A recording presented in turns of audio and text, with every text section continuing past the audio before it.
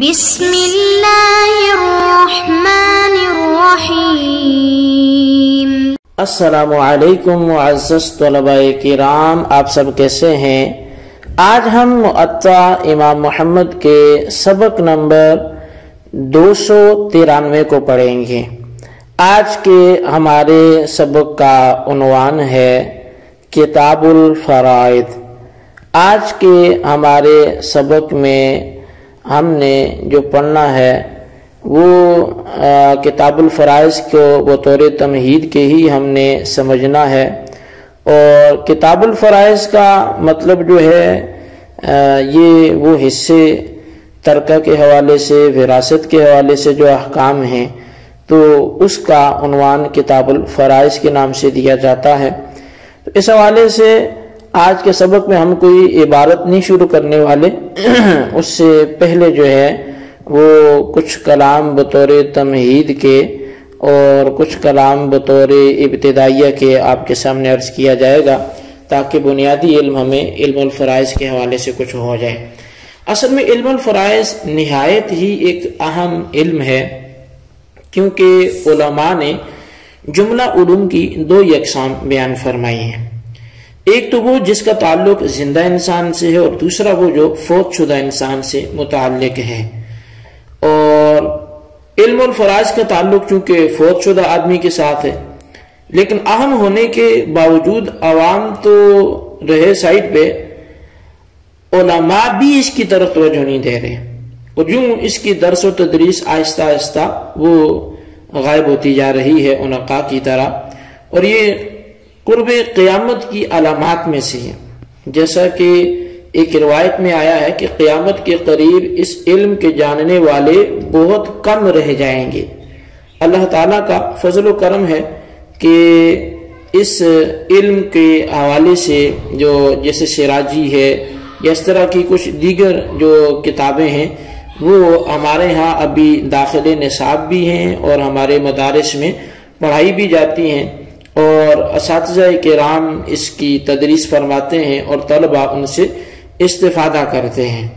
تو بہرحال اب یہ یہاں پر کتاب الفرائض کی بحث میں صرف چند مسائل پر اکتفا کرنا، جو کہ مؤطا کے 2 عدد آثار میں مذکور ہیں، یہ ایک ادھورا کام ہو جائے گا۔ یعنی ہم اس فن کو اس طرح سے مکمل تفسیر بھی نہیں کر پاتے اور مکمل اسی پر بھی اختصار نہیں کرتے، کچھ نہ کچھ اس کے حوالے سے ہم بحث ضرور کرتے ہیں۔ آدمی جب فوت ہو جاتا ہے تو اس کے چھوڑے ہوئے مال اور جائیداد کے ساتھ 4 طرح کے حقوق وہ بالترتیب تعلق رکھتے ہیں۔ پہلا ہوتا ہے تجہیز و تکفین، یعنی میت کو غسل دیا جائے، پھر کفن پہنایا جائے، کفن کے کپڑوں میں فضول خرچی اور اسراف سے بھی گریز کیا جائے، بچا جائے، اور اسی طرح وسعت ہوتے ہوئے بخل اور کنجوسی سے بھی پرہیز کیا جائے۔ زندگی میں عام طور پر مرنے والا جو کپڑے استعمال کرتا رہا، اسی قسم کے کپڑے اس کے کفن کے لیے بھی تیار کیے جائیں۔ میت اگر مرد ہو تو 3 کپڑے سنت، اور عورت ہو تو 5 کپڑے سنت ہیں۔ تجہیز و تکفین پر اٹھنے والا خرچہ اگر کوئی وارث اپنی جیب سے خرچ کرتا ہے تو ثواب کا کام ہے، اچھی بات ہے، اور ورنہ مرنے والے کے اپنے چھوڑے ہوئے اثاثہ یا جو دولت ہے اس سے یہ سب اخراجات سب سے پہلے پوری کرنا یہ ضروری ہے۔ ہمارے یہاں طریقہ یہی ہے کہ کفن و دفن وغیرہ کے اخراجات اپنے ذاتی اثاثے سے ہی کرتے ہیں، اور یہ ایک اچھا کام ہے۔ یعنی اس میں وہ پہلی سے وراثت اور یا اس کے چھوڑے ہوئے مال کو استعمال نہیں کیا جاتا، بلکہ ہمارے یہاں رائج یہی ہے پاک و ہند میں کہ جو والی ہوتے ہیں، جو وارثین ہوتے ہیں، وہ اپنے ہی پلے سے یہ سارا خرچ کر رہے ہوتے ہیں، اور اس کے بعد جو ہے وہ ترکے کی بات بھی بلکہ کافی دن گزرنے کے بعد وہ کرتے ہیں، اگرچہ یہ بھی ایک شرعی حکم ہے کہ اس کے فوراً بعد ہی اس کام کو بھی کر دینا چاہیے۔ اچھا، تجہیز و تکفین کے بعد میت نے زندگی میں جو قرض لیا اور اسے ادا نہ کر سکا تو پھر بقیہ تمام ترکہ سے وہ قرض ادا کیا جائے گا۔ یعنی یہ ایک ترتیب ہے قرض کو خرچ کرنے کی۔ پہلی والی جو ترتیب ہے وہ تو یہ ہے کہ اس بندے کے اوپر ہی اس کو خرچ کیا جائے، اور اس پر وہ جو کفن دفن کے معاملات ہیں، تجہیز و تکفین ہیں، یہ پورے کیے جائیں۔ لیکن یہ کام جب وارث کر لیں یا اس کے مال سے ہی یہ بات کام کر لیا جائے تو اس کے بعد جو دوسرا کام ہے وہ یہ ہے کہ اب یہ اگر کوئی قرض وغیرہ اس نے لیا تھا تو وہ قرض اس کے مال سے ادا کیا جائے گا۔ اور نمبر 3 جو اس کا استعمال یا جو اس کا مصرف ہے تو وہ یہ ہے کہ اگر کچھ وصیت کر کے گیا تھا تو پہلی 2 باتوں پر اٹھنے والے اخراجات سے بچتے ہوئے ترکے میں سے 1/3 تک کے حصے میں وصیت پر عمل کریں گے، لیکن وصیت اگر اپنے ورثاء میں سے کسی کے لیے اس نے کی ہوگی تو یہ وصیت ناقابل عمل ہوگی۔ وصیت کے بجائے وارث کو شرعی مقررہ حصہ ہی ملے گا۔ یہ وصیت کیونکہ وارث کے لیے نہیں ہو سکتی تو جو اس کا وارث نہیں ہے اس کے لیے اگر وہ وصیت کرتا ہے تو 1/3 مال تک کے اندر سے اس کی وصیت پر نفاذ کیا جائے گا۔ اور چوتھا جو طریقہ ہے یعنی جو ایک ترتیب یہ چوتھا کام آئے گا، پہلا کام کیا ہوا کہ اس کی تجہیز و تکفین ہوئی، دوسرا کام کیا ہوا قرض ادا ہوا، تیسرا کیا ہوا وصیت پہ عمل ہوا، تو چوتھا کام ان 3 حقوق یہ جو بیان ہوئے ان 3 حقوق کے پورا کرنے کے بعد باقی جو ترکہ بچے گا تو وہ قرآن کریم اور سنت مبارکہ اور اجماع امت کے قواعد اور ضوابط کے مطابق اب ورثاء میں وہ تقسیم کریں گے۔ اچھا، ورثاء میں سب سے پہلے وہ حضرات ہیں جن کے شریعت نے حصے خود مقرر فرمائے اور انہیں اصطلاح میراث میں اصحاب الفرائض کہتے ہیں۔ ان کے مقررہ اور فرض شدہ حصے ادا کرنے کے بعد اگر کچھ بچ جائے تو اسے جن اعزہ و اقارب کو دیا جاتا ہے وہ لوگ اسبات کہلاتے ہیں۔ گویا فرضی حصہ پانے والوں سے بچنے والا تمام ترکہ اسبات کا ہو جاتا ہے، خواہ وہ تعداد میں 1 ہو یا زائد ہو۔ اسبات میں بھی چونکہ ترتیب ہے جسے انشاءاللہ وہ جب اس کا مقام آئے گا تو وہ عرض کر دیا جائے گا، اگر فرضی حصہ داروں میں بھی کوئی موجود نہیں ہے اور اسبہ بھی نہیں ہے تو پھر ترکہ ذوی الارحام میں تقسیم ہوگا، یعنی مرنے والے کے ننیالی رشتہ دار جیسا کہ ماموں ہیں، خالہ ہے اور ان کی اولاد ہے۔ یہ صورت تو بہت نادری پیش آتی ہے کہ کسی مرنے والے کا نہ کوئی فرضی حقدار ہو نہ اسبہ ہو، اس لیے ذوی الارحام کی بحث کو یہاں پہ ذکر کرنا بھی کوئی زیادہ ضروری نہیں ہے۔ تو بہرحال سب سے جو بنیادی بات ہے وہ یہ ہے کہ وارث کے ہوتے ہوئے اس کو وراثت سے محروم رکھنے کے کیا اسباب ہیں۔ تو کئی ایک اسباب ہوتے ہیں، جیسے غلامی ہے کہ خواہ وہ کامل ہو یا ناقص ہو، یعنی مطلق غلام یا لونڈی یا مکاتب مکاتبہ یا مدبر مدبرہ، انہیں وراثت اس لیے نہیں ملتی کیونکہ یہ خود مالی مملوکہ ہوتے ہیں، لہٰذا کسی چیز کے مالک ہی نہیں بن سکتے۔ تو دوسرا جو معنی ہے وہ ہے قتل، یعنی مرنے والے کے ورثاء میں سے کسی نے اسے قتل کر دیا، ایسا قتل کہ جس پر قصاص سے کفارہ لازم آتا ہو، ایسے قاتل کو بھی جو ہے وہ وراثت نہیں ملے گی، یعنی وہ وارث ہی تھا اور اس نے قتل بھی کر لیا تو اب اس کو وراثت نہیں دی جائے گی۔ اور اس کی جو تفصیل ہے قتل کے حوالے سے وہ ہم نے اس قتل کے جملہ مسائل جو پڑھے ہیں، اقسام پڑھی ہیں، تو اس میں بھی اس پر کلام گزر چکا ہے۔ اور یہ چونکہ 2 باتیں تھیں یعنی 2 موانع ہو گئے، اور تیسرا جو معنی ہے وہ ہے اختلاف دین، یعنی وارث اور مرنے والے کی دین میں اختلاف ہونا، یہ بھی سبب حرمان میراث یعنی میراث سے محروم ہونے کا سبب ہے۔ اور چوتھا جو معنی ہے وہ ہے اختلاف دارین۔ اصطلاح شرع میں دار 2 ہیں، ایک دار الکفر اور دوسرا دار الاسلام ہے۔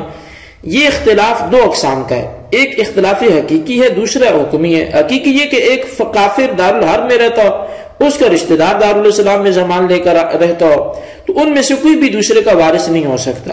حکمی اختلاف یہ ہے کہ ایک ذمی کافر جو دار الاسلام میں مستقل رہائش پذیر ہے، دوسرا وہ کافر جو ویزا لے کر عارضی طور پر کچھ عرصے کے لیے مسلمان ملک میں آیا ہے۔ یہ دونوں رشتہ دار ہوں تو کچھ عرصے کے لیے یہ دونوں دارالاسلام کے باشندے ہی کہلائیں گے، لیکن عارضی طور پر آنے والا مستامن مخصوص وقت تک رہنے کے بعد واپس دارالکفر چلا جائے گا کیونکہ اس کی مستقل رہائش وہی ہے، تو ان میں بھی وراثت تقسیم نہیں ہوگی۔ تو مختصر یہ کہ اختلاف دارین سے محرومی صرف کفار کے لیے ہے، مسلمان کے لیے اختلاف دارین یہ وراثت سے محرومی کا سبب نہیں بنے گا۔ تو بہرحال یہ کچھ موانع تھے یعنی جو حرمان میراث کا سبب بنتے تھے وہ آپ کے سامنے عرض کیے گئے۔ تو اب قرآن کریم میں کچھ ایسے بھی ہیں حضرات، جیسے میں نے پہلے عرض کیا کہ جنہیں اصحاب الفرائض کہا جاتا ہے۔ تو اصحاب الفرائض کیونکہ وہی ہیں کہ جن کے حصے مقرر ہیں، تو قرآن کریم میں 6 حصے جات کا جو ہے وہ ذکر آیا ہے۔ ایک نصف کا ہے، چوتھائی کا ہے، 8واں ہے، 2 تہائی ہے، 1 تہائی اور 6واں ہے۔ ان جو حصہ جات کی باہم نسبت کو علم میراث میں تضعیف اور تنصیف سے تعبیر کیا جاتا ہے۔ تضعیف کا معنی دوگنا اور تنصیف کا معنی آدھا ہے۔ ان 6 حصہ جات میں 3 کی جو نسبت ہے یہ تضعیف اور 3 کی تنصیف یہ بنتی ہے۔ نصف چوتھائی کا دوگنا ہے اور چوتھائی 8ویں کا دوگنا ہے، اور 8واں حصہ چوتھائی کا نصف ہے اور چوتھائی یہ نصف کا آدھا ہوتا ہے۔ اسی طرح 2 تہائی 1 تہائی کا دوگنا ہے اور 1 تہائی 2 تہائی کا نصف ہوگا، اور اسی طرح 6واں حصہ تیسرے حصے کا نصف اور تیسرا حصہ 6ٹھے حصے کا دوگنا ہے۔ ان 6 حصہ جات کے مستحقین وہ 12 ہیں جن کو قرآن مجید نے بیان فرمایا ہے۔ 6 فرض حصہ جات کے مستحقین کی تفصیل یوں ہے کہ 12 افراد میں سے 4 مرد اور 8 عورتیں ہیں۔ 4 مرد، ایک باپ ہے، دادا ہے، اخیافی بہن بھائی اور خاون۔ 8 عورتیں یہ ہیں کہ بیوی، بیٹی، پوتی، پڑپوتی، اس سے بھی نیچے تک یعنی یہ آ جائے گا سارا، اور حقیقی بہن یعنی میت کے ماں باپ دونوں کی طرف سے اس کی بہن ہو، اور اللاتی بہن یعنی میت اور اس کی بہن کا باپ ایک ہو لیکن مائیں الگ الگ ہو، اور اخیافی بہن یعنی میت اور اس کی بہن کی ماں ایک ہو اور اس کے جو بھائی ہوں وہ جو والد ہے وہ الگ الگ ہو، تو یہ اخیافی ہوگا۔ اور پھر جو ہے وہ اسی طرح ماں اور جدہ صحیحہ یعنی وہ نانی یا دادی کی میت کی طرف نسبت کرتے وقت درمیان میں جد فاسد نہ آئے۔ جد فاسد جو ہے وہ اس کا مطلب جو ہے وہ یہی ہے کہ بیچ میں جو کوئی، اب بیچ میں آنے کا مطلب یہ ہے کہ مطلب جد فاسد کسے بولیں گے؟ جد فاسد اس کو کہتے ہیں کہ جس کی میت کی طرف نسبت میں مؤنث کا واسطہ ہے، جیسے ماں کا باپ جس کو ہم نانا کہتے ہیں، یا ماں کے باپ کا یا دادی کا باپ۔ تو جدہ صحیحہ جو ہوتی ہے یہ وہ دادی ہے جس کی نسبت میت کی طرف کی جائے تو درمیان میں جد فاسد کا واسطہ نہ آئے، لہذا باپ کی ماں اور ماں کی ماں دونوں جو ہیں یہ جدہ صحیحہ ہیں۔ تو بہرحال یہ جدہ صحیحہ چونکہ آئی تھی تو اس لحاظ سے اس کی تعریف ذکر ہوگی۔ تو اب مذکورہ 4 مرد اور 8 عورتیں یہ ذوی الفروض کہلائیں گے، یعنی اصحاب الفرائض کہلائیں گے۔ تو بہرحال اب ان میں سے ہر ایک کے مختلف احوال ہیں، اور اگر میں اس تفصیل میں گیا تو پھر ہمارے کوئی 8-10 اسباق اس پر لگ جائیں گے۔ تو میں چاہتا ہوں کہ ہم آج کے سبق کو بس ان ہی چیزوں پر موقوف رکھیں اور یہیں پہ اس سبق کو ختم کر دیتے ہیں، کیونکہ اس میں بہت سی تفصیل ہے اور اس کو آپ کتاب الفرائض میں ہی پڑھ سکتے ہیں، یعنی جو فقہ کی کتاب ہے۔